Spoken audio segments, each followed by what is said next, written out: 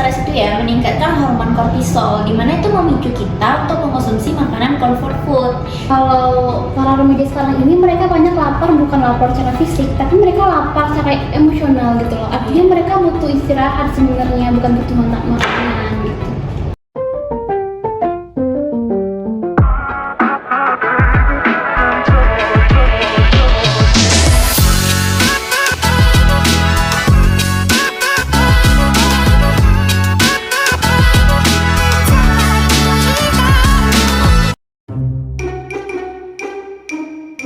Halo Sobat Sispot, kembali lagi bersama aku Siska Marlina di Super Inspiratif Sehat Podcast.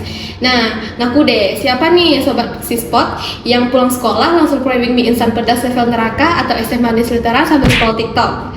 Heran sih, kenapa ya junk food ini tuh kayak nempel banget di hati, maksudnya di perut remaja Indonesia. Ini tuh sekedar tren doang atau sebenarnya ada sesuatu yang lebih serius dari kebiasaan ini? Nah, hari ini kita bakal kupas tuntas bareng dua narasumber keren kita. Ada Najwa Tulizanti dan India Putri Latifa, mahasiswi jurusan Gizi Kemenkes Poltekkes Padang. Boleh disapa dulu nih Sobat Sispot yang lagi nonton. Halo semuanya.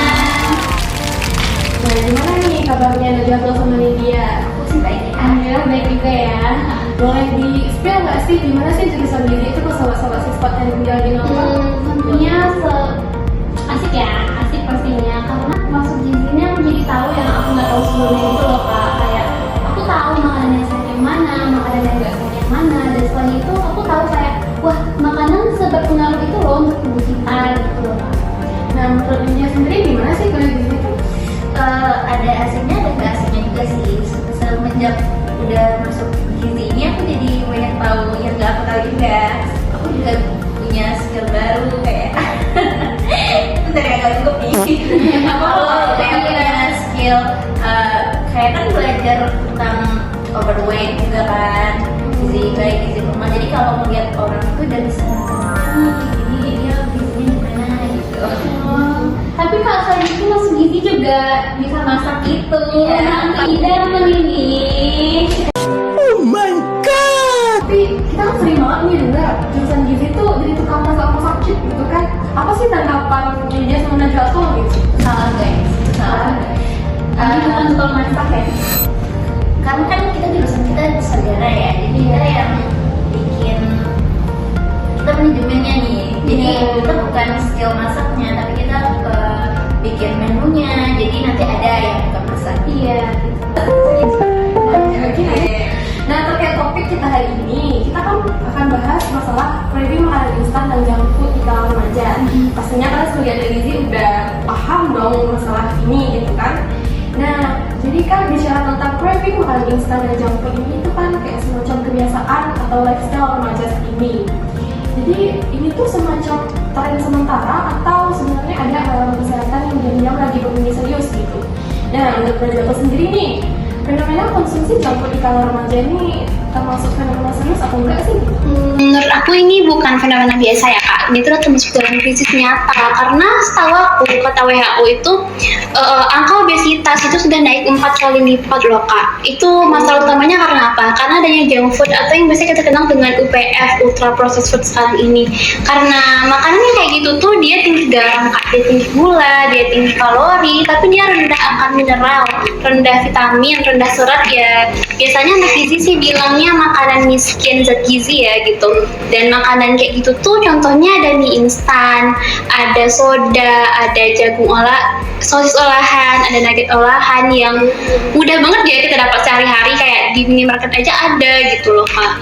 Nah, kalau misal nih kamu ketemu remaja, mereka biasanya sadar nggak sih kalau apa yang mereka makan itu berisiko terhadap kesehatannya gitu? Tentunya sadar nggak sih Nini? Ya, pasti mereka sadar.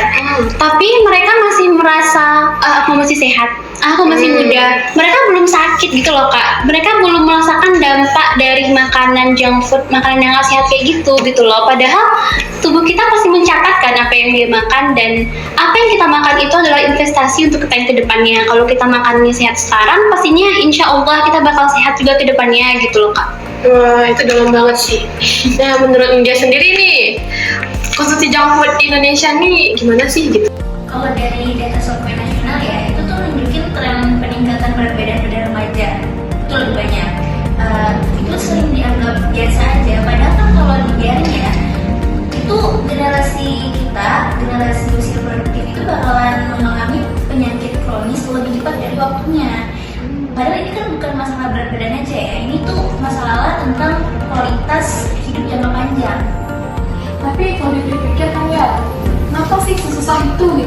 menghindari atau menolak junk food? Sebenarnya ada 4 alasan nih. Yang pertama itu karena jadwal sekolah itu padat, jadi butuh yang praktis. Yang kedua itu karena rasanya itu yang enak gitu, karena kan campuran dari gula, lemak, sama garam. Yang ketiga itu tuh karena mudah dijangkau dan harganya itu relatif murah gitu. Yang keempat tuh karena pengaruh promosi gitu.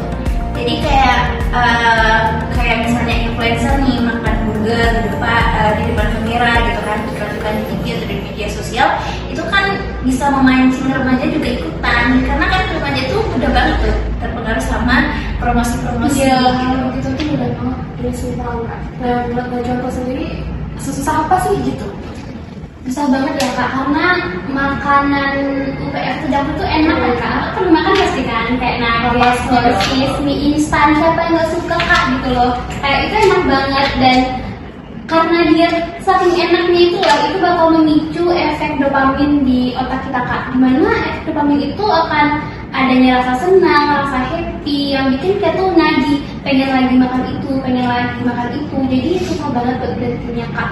Selain itu sih menurut aku karena efek teman mungkin ya, karena mungkin banyak yang ikut-ikutan temannya nongkrong di kafe, terus makanannya yang pasti begitu nah ya kak, makanan kentang goreng, nugget goreng, ya kebawa gitu kak. Nah, Nindya sama Najwa sendiri ini kan mahasiswa gitu kan, pasti ada tuh bikin tugas di kafe gitu kan. Iya dong. Pernah nggak tuh pesen junk food atau ultra processed food itu sendiri? Aslinya pernah sih, cuma nggak sering gitu loh. Iya, aku pernah juga kak, tapi nggak selalu. Berarti ada dong gitu perubahan setelah jadi mahasiswa gizi ini, makannya gimana gitu? Ada nggak? Aku ada sih, karena kalau makan tidak ada gizi gini, aku makan gorengan aja tak sekarang kak. Makan gorengan di jalan tuh kan minyaknya warna hitam, udah kayak minyak jelantah kan udah berapa kali pakai gitu ya kak. Aku agak merasa berdosa tuh makannya kayak, aku belajar gini nggak sehat nih karena minyaknya warnanya udah hitam gitu. Nah, pakai air putih. Kita kan biasanya tuh nongkrong di kafe. Biasanya kan kalau chill itu kan minum kopi atau teh gitu kan. Kenapa sih kita tuh anak remaja sekarang tuh lebih milih untuk pesan yang mereka tak suka gitu? Padahal mereka tahu air putih itu lebih penting gitu. Dibanting mereka harus merasa kayak aku nggak asik gitu beli air putih, nggak chill gitu. Yang kayak yang dibilang Fatul tadi, itu kan tekanan sosial juga ya. Cuman sehat itu bukan berarti gak asik dong gitu. Nanti kalau misalnya udah ada satu orang yang berubah, itu pasti bakalan ikut aja ngalir. Teman-temannya juga bakalan berubah. Gitu. Nah, kalau dipikir ya kak, dampak konsumsi junk food ini apa aja sih kak gitu? Dampaknya untuk dampak jangka pendek ini loh Pak, itu banyak banget disepelekan orang-orang. Contohnya ada jerawat, moodnya yang swing kayak roller coaster, kadang dia mood, kadang dia enggak gitu loh, kayak tiba-tiba aja gitu. Terus ada dia yang sulit berkonsentrasi, berat badannya cepat naik turun gitu loh. Selain itu juga ada dampak jangka panjangnya juga sih Kak, yang bakal berbahaya buat kedepannya. Contohnya obesitas yang kayak aku bilang tadi, ada penyakit jantung, ada kolesterol, lalu ada DM tipe 2, dan juga bisa meningkatkan risiko depresi gitu. Kalau kita bicara dampak nih, ada nggak sih peran edukasi gizi dalam hal ini gitu? Harus ada sih sebenarnya, tapi kan itu juga berpengaruh sama lingkungan ya. Walaupun udah dikasih edukasi nih, tapi kalau di kantin tuh masih jualan makanan junk food ya sia-sia dong edukasinya gitu. Jadi kita emang harus ada regulasi yang ketat juga untuk membatasi promosi tadi, iklan tadi, biar remaja berkurang gitu minatnya. Dan selain itu juga mungkin di rumah ya Kak, orang tua itu kunci utama kita juga buat hidup sehat, karena apa yang ada di rumah pasti itu yang kita konsumsi kan Kak, apa yang dimasak sama mama itu yang kita konsumsi juga gitu loh. Jadi mungkin mulai dari hal-hal kecil, mungkin kayak mulai menyediakan buah di rumah, tidak masak pakai penyedap dan lain-lain gitu loh Kak. Berarti orang tua sangat berperan penting Ya, betul banget. Nah, selanjutnya kita akan masuk ke segmen yang paling ditunggu-tunggu sama seperti yang lagi nonton nih kak. Nah, apa sih solusi dari konsumsi junk food ini sendiri kak? Yang pertama itu kurangin frekuensi ya, dari kita itu konsumsi makanan junk food itu tiap hari, kurangin jadi 1 sampai 2 kali seminggu aja gitu. Terus mengonsumsi makanan manis diganti jadi minum air putih aja gitu. Dan yang terakhir itu cara pengolahannya, yang biasa makan goreng-gorengan nih ganti jadi bakar atau rebus gitu. Kita juga selain itu kita juga bisa tuh kayak kita batasi gula, karena kan gula itu tinggi kalori lah ya, jadi kita harus batasi gula. Anjurannya sih 6 sendok makan itu per hari. Lalu selain aku salah kak, 6 sendok teh maksudnya iya lupa gitu kan. Jadi batasi gula 6 sendok teh per hari gitu ya kak. Terus selain itu mungkin bisa mengajak remaja yang masak, karena kalau mereka yang masak pasti mereka juga excited kan buat nyobanya gitu. Atau bikin menu-menu yang lagi-lagi viral itu kan juga banyak yang sehat, kayak kita bikin smoothies, bikin sandwich dan lain-lain gitu kan. Nah, gizi ini kan sangat mendukung nih konsumsi buah dan sayur. Nah, gimana sih tanggapan ini sama Najwa tuh terkait ada remaja yang ngomong kayak aku nggak suka sayur gitu.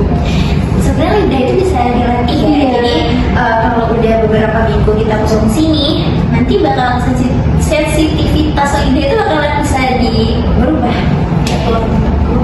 Nah, konsumsi junk food ini kan apa ya, sangat berhubungan erat sama obesitas nih. Nah, kalau misal remaja udah overweight gitu, dia bisa diatasi atau enggak sih? Tentunya bisa dong, selagi dia masih muda, masih belum tua gitu ya kak, masih muda, pasti itu bisa diatasi. Karena tubuh kita itu fleksibel ya kak, asalkan kita konsisten mau berubah itu, insya Allah kita bisa kok bakal kembali ke normal lagi.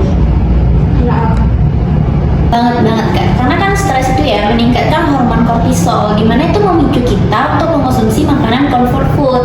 Sementara si begadang ini nih, itu tuh ningkatin hormon ghrelin, yang artinya tuh hormon lapar itu naik. Nah sementara hormon leptin yang ngasih sinyal kenyang itu malah turun drastis, jadi kita pengen makan terus gitu. Iya betul banget, tapi mas selain itu juga nih, kalau para remaja sekarang ini mereka banyak lapar, bukan lapar secara fisik, tapi mereka lapar secara emosional gitu loh. Artinya mereka butuh istirahat sebenarnya, bukan butuh makanan gitu. Wah, banyak banget pembelajaran yang bisa kita ambil dari pembicaraan ini berarti ya. Iya betul banget kak. Jadi di sini berarti kita cuma harus mulai terlebih dahulu ya. Betul banget, kayak sedikit demi sedikit kurangi makan PN, kurangi makan junk food gitu kan, pasti lama-lama bakal sehat kok gitu, bakal terbiasa hidup tanpa junk food. Nah, sebelumnya terima kasih nih kepada Najwa dan India yang sudah sharing dengan jujur dan manusiawi pada podcast kali ini. Sama-sama kak, terima kasih juga udah bisa ngundang kita di sini ya. Ternyata kita mau lagi dong kasih spot kak. Nah, untuk Sobat Sispot, sampai jumpa di episode selanjutnya. Stay mindful, stay healthy, dan tetap menjadi generasi yang cerdas memilih makanan. Dadah.